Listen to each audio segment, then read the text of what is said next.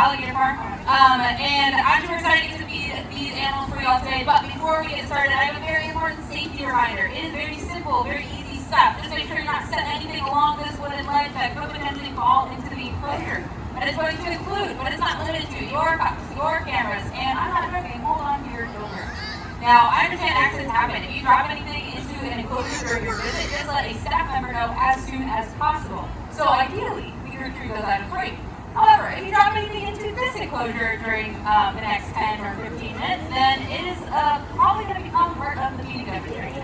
And I don't want you all to lose anything that you brought with you, and I don't want the alligators to eat anything other than what I have brought with me, because I have some really good stuff for them. Now, before we get too excited, I get the animals too excited. Are y'all excited for the alligators to be excited? Pretty excited? Very excited over there. Awesome. So I think they're going to be pretty excited too. They know what that sound means. That means they're getting one of their favorite things, which is the first thing on the menu, a pelleted diet. Now you're going to see, hi guys. Oh my goodness, that was really exciting. You're going to see alligators start coming after I just made that shaking noise with the bucket, because they know exactly what that means. And if you didn't know before your visit today, there is such thing as a pellet A4 crocodilian.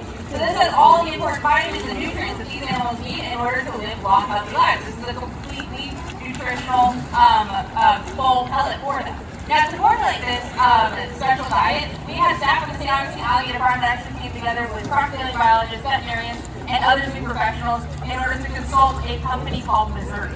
And Missouri is actually an offshoot of Purina. So they make all kinds of cool, exotic animal diets with these animals' specific nutrition in mind.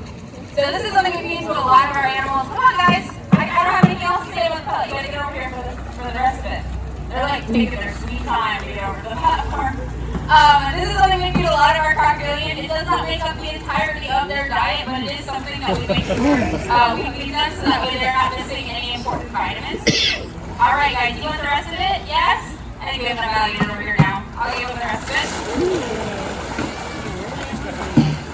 So even though they obviously really love that pellet, we like to offer as much variety as possible. These animals will be eating a huge variety of different prey in the wild. So I have a couple items that are a little bit juicier for them to sink their teeth into as well. The first thing of those prey items on the menu is going to be this nice gummy rat right here. Yeah. I have the same reaction to eating a rat as it's going across every single person's face. I don't think rats look very appetizing. But I'm not an alligator. The alligators do. These animals are opportunistic carnivores. They are generalist carnivores. So that means if it is made of meat, it is going to be safe for them to eat. So anything, especially a small mammal, even a rodent, is going to be on the menu for them in the wild. Alright, who's done with their pellet? How about on this side? You all look pretty done with their pellet. Who wants to start us off? He's excited.